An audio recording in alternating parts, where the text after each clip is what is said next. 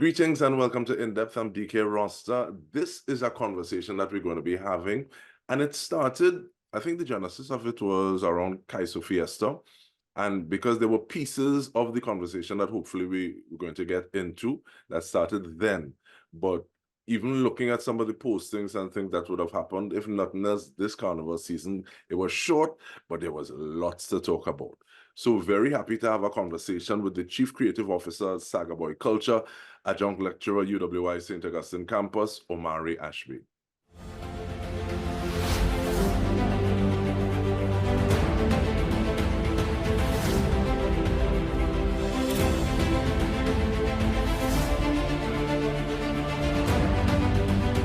How are you doing, Mr. Ashby? Good to be here. What was your takeaway, and I think about the music specifically, if you can separate it, the music of this season? What were some of the things that really made you say, okay, well, yeah, and have an opinion on some of those things? But for me, this was a beautiful year musically, both for the more traditional Calypso, as well as the soca and the party music. I did find, however, there were a lot of party songs that I felt could have gotten a little more shine that didn't see, so you had stuff from Pretty's both song, Beaten Road, and I think Search Party. You had stuff from, I think this was a bumper year for Cohen Dubois. And you had some songs that for me were very so I felt good about the quality of the music and the quality of the soca that was happening in terms of more traditional style Calypso and the competition, the Calypso Monarch. I felt that this year we got a nice spread across young, some of the more veterans, some of the young veterans. I felt that Fiesta for the first time in years kind of gave you a selection.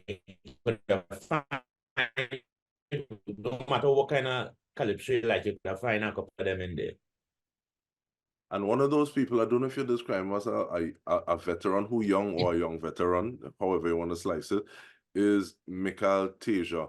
And that song, DNA, it felt as though, yeah, sometimes you have a time and a piece of music that just kind of encapsulates what a lot of people are thinking. What are your thoughts on that song specifically? Because you actually did a post about it. Yeah, for me, and the post really spoke to, and I think this year the space needed DNA. Whether it was something to be aspirational, to hope for, whether that is your reality, but it was a kind of soothing balm that I think the space needed, and DNA kind of rang true to foreigners who but also people who are here who may miss some when the freedom was there in so many different ways. But to me, it was also aspirational in that there's hope for us to get back to the space where we understand the things that was being sung about, And what about the BPM in it? I do business with BPM. I know people pay attention to BPM. I'm really not concerned with that because BPM don't bring vibes, they don't take away vibes. Over the years, we've seen slower songs capture the imagination, from Stranger, By Here Girl, Full Extreme, and we've seen faster songs capture the imagination. BPM really, I in another life, I'm a producer, a music producer, and I tell people I am a slave to the song. And if the song demands a fast BPM, then that is what you need. But if it demands a slower BPM, then that is what you need. You have to be a slave to what you are producing. And sometimes the music demands a certain, sometimes it demands a more laid-back approach, and then sometimes it demands a frenzy. It really doesn't matter to me in the long run. And I think sometimes BPM is also, and when we say BPM, we're talking about beats per minute, but Primitive, yeah. it may be a way to sometimes kind of artificially inject vibes. And I like the fact that you say sometimes a song would call for, this is the tempo, this is the pace you want to set. This is something that you feel like you want a little more adoption, and this is something that you feel like you want a little more, something that's quicker. So I'm grateful for that. But in terms of being a slave to this song, one of the conversations that happened over the season was, what is Calypso? What is a Calypso? What is a big yard Calypso? And looking at the way that we would have started talking about lamentation, how it is you use humor as a tool. What are some of those things that go into making a song that we call a calypso? Well, I don't know that I am the person to define that, right? But I will give you some of the things that people who might be a little smarter than me kind of defined, right? One of the things, so let me give you some of the ideas of it. So Calypso, because it's out of part of its DNA is African, both West and Central African, right? You have what we call, it's supposed to be a song of praise and shame. It's supposed to have call and response. Originally, Calypso was sung in minor. It's not so that is not a rule or anything anymore, but that was part of the original thing. And of course, it tells the stories of the people. So using that, a lot of stuff would qualify as Calypso. But people make a distinction between at times Calypso and soca because the vibe is different. Sometimes the energy is different. And while a distinction is there to be made, I think sometimes we make too much of that distinction. And by that, I simply mean that if soca came from Calypso, then that energy, the DNA of it will be in soca. And so some of the very things, social commentary, humor, nation building, you will find in soca. And because it is in soca, people tend to ignore it in that space, like if it doesn't matter, when in fact it is doing the same job as the more traditional Calypso is doing. So I think that there's a danger in trying to make this harsh demarcation between soca and Calypso. I am not a fan of that. And sometimes I push it a little further. I think that we should have just kept the entire thing as Calypso and done, you know? But for me, I often tell people, Michael Teja, this year, song this year is a nation building song, a social commentary, you know? You over the years, Bunji Garlin would have sung copious amounts of social commentary. But maybe because it's Garlin, we're not hearing it as that. But we have to understand that the foundational things are there.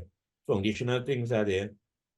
And we should not seek to demarcate these things so rigidly.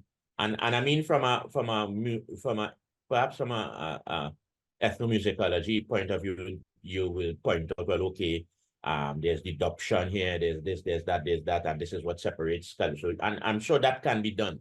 But I'm saying for the purposes it is being done, we may be moving in error. Yeah. I think sometimes the label is to limit and to stop some of those things that can be going on.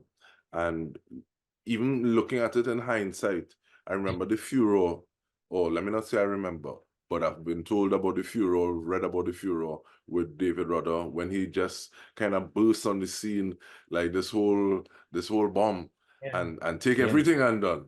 And people saying that's a Calypso. And of course, and even the following year when he did what is now a classic, Can You Hear a Distant Drum? People were saying, but that is not Calypso, that is a Calypso song, and all kind of craziness. Now it stands as a classic that has stood the test of time, that helps us define Calypso music, you know. And over time, you would find those kind of things. So like I said, we have to look at what we've created in this space and see what that gift has done for us, and what it can do for us. I think that's the more important discussion. Yeah. And we'll get into that when we return from this break. We are speaking with adjunct lecturer at UWI, Omari Ashby. Stay with us. We'll return with more.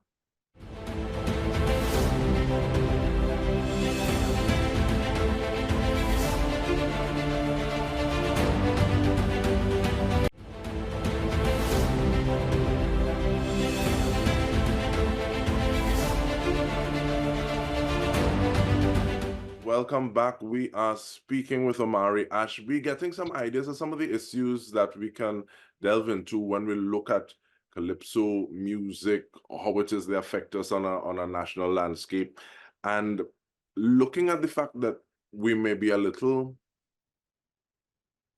there may be a bit of oversight in terms of how it is we try to make some of these demarcations, how it is we try to compartmentalize the music that we're producing.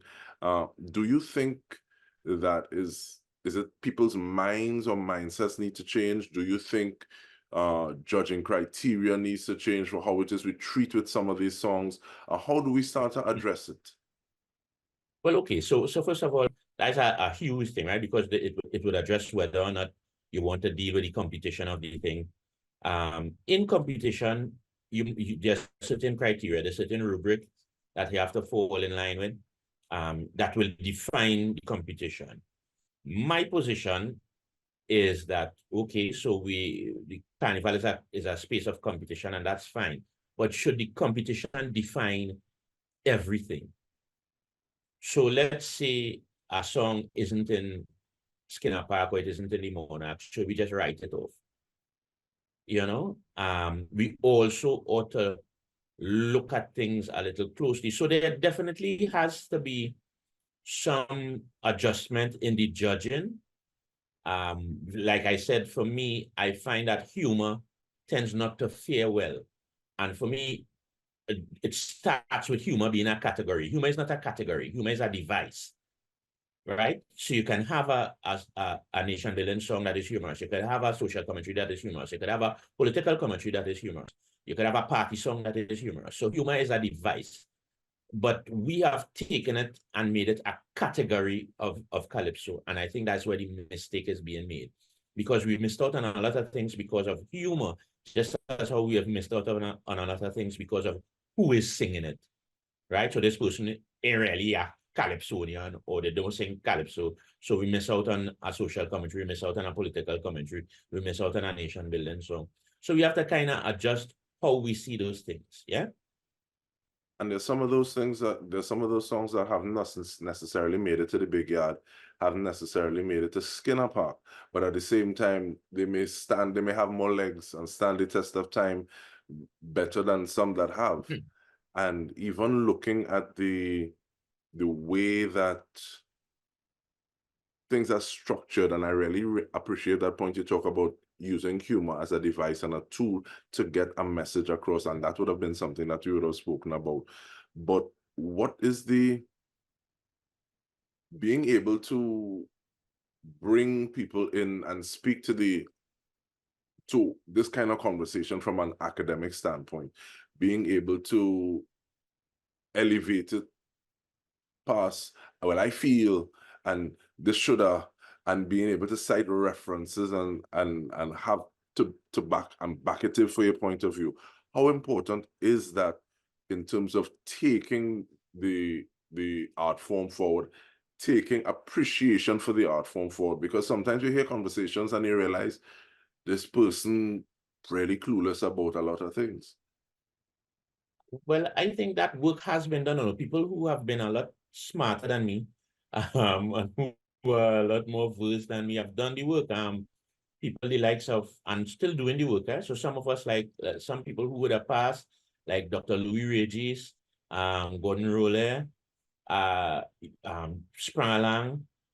You have people who are alive, like Zeno Constant, and a lot of people who have elevated the conversation to the halls of academia, but also where it is necessary among the people, and they have examined Calypso and soca in so many ways, but have largely been ignored. So I think some of the work we have to do is look at the work that has already been done, you know, and look at that work and kind of bring it into the public space for discussion, because it's not about what Omari feel, right? Omari could feel what he wants, right? But if we have a wider discussion with different scholars and from different points of view, and these people who have examined the thing in a very critical, methodical way, people whose collections are, you know, if I say Zeno, I need to know how much songs sing about woman XYZ and things. You know, we'll put up a list.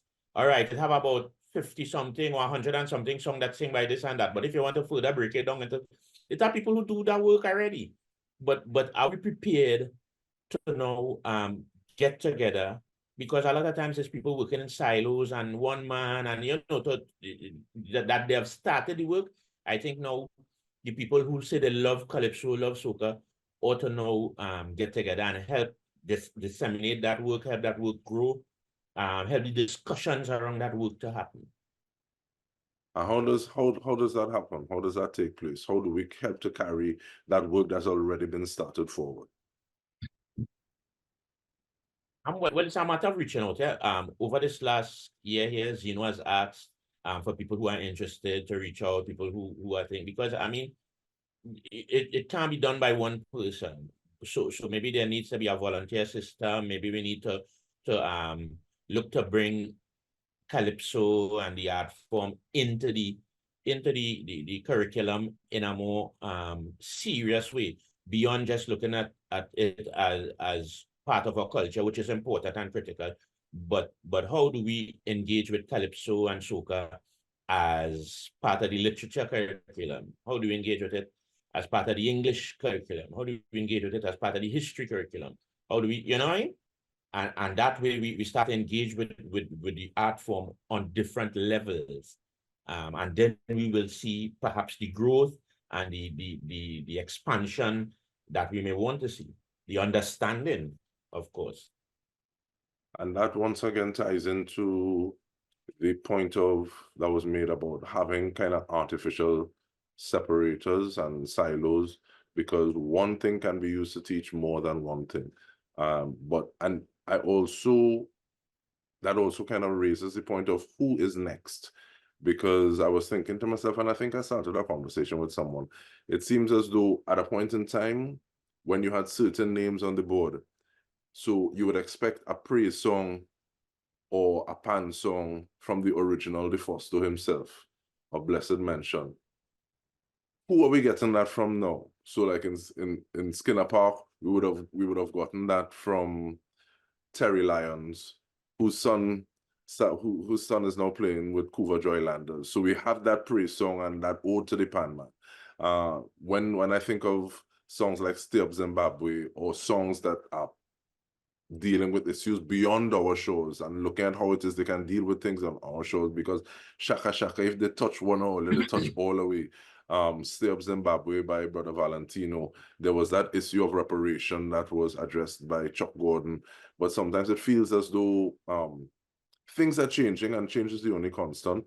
But do you see that kind of turnover, or is it a matter of you see more people doing things that can fall in line with judging criteria? Well, there's a bit of that, but also we have to acknowledge that the space is so wide now. So before, a lot of those songs you're talking about, you had 2 FM station, 3 FM station, and a couple of AM station. I want you to run on that, everybody hear it. It is like something I speak about with my contemporaries in school. I say, remember, when we were growing up, whoever show on Sesame Street, everybody in the country knew, but we had 1 station. But now we have to consider who watching Blues Clues, who watching Dora the Explorer, who watching the Cliff the whatever dog, and so it's so many spaces to get things from that sometimes the work that we're looking for is being lost, right? So terrestrial radio has a role to play, but it's not the only space you can hear music now. And so a lot of times, the songs, the very songs you're talking about, the songs about Africa, they're being sung, right? The songs about Pan, they're being sung. But are they being played in the same spaces that we're accustomed to hearing them? And that is the thing. I am not fearful or concerned about the future of soca or calypso in any way, shape, or form, right? Because being in the space that I am and hearing what I'm hearing, I'm confident that there are people to carry on, right? What I would like to see more of is mentoring in a particular kind of way, right? And sometimes mentoring is not necessarily forcing your view upon somebody, right? There's a mutual respect that has to happen for mentoring to work, right? So some of the younger people need to be mentored, you know, and we have to remember, as those who seeking to mentor, we are the ones with the experience. So sometimes you may approach somebody and may not get the reaction that you're looking for. As somebody with experience, you have to kind of think back to when you was young and people was trying to tell you something. It comes like growing up, you know, being a child and then becoming a parent. When you become a parent, you remember so many things that your parent was telling you, and you say, ah, it makes sense now. So having that knowledge, you have to be the one to make the effort and make sure that it happens. A lot of times, people try to mentor, and sometimes they may get the feelings hurt or may not get the reaction, and then they say, see me, I'm not going to tell them you can them now. Them feel they know. But there was a time when you felt you know, right? That's a natural thing with young people. Young people think that they, you know, the world start with them. When they're born, the world start. That's a normal thing until you get older and a little more mature. So the more mature people have to know to deal with that, handle that. And I think if we have a reaching out across those aisles, I think we solid for the future. And with that, I want to thank you very much. We were never going to have enough time to get through everything. And one of the things I wanted to talk about was whether or not if the audience is primary or secondary in the creation of art, because there's been things I've been reading around that. One of them has the title that art is not content, but at the same time, hopefully that is information or conversation for another day. We want to thank you very much, Omari Ashby, Adjunct Lecturer, UWI-St Augustine Campus, as well as the Chief Creative Officer at Sagaboy Culture. And this has been In Depth with me, Dike Rostant, on behalf of the entire TTG News team. Thank you so much for joining us.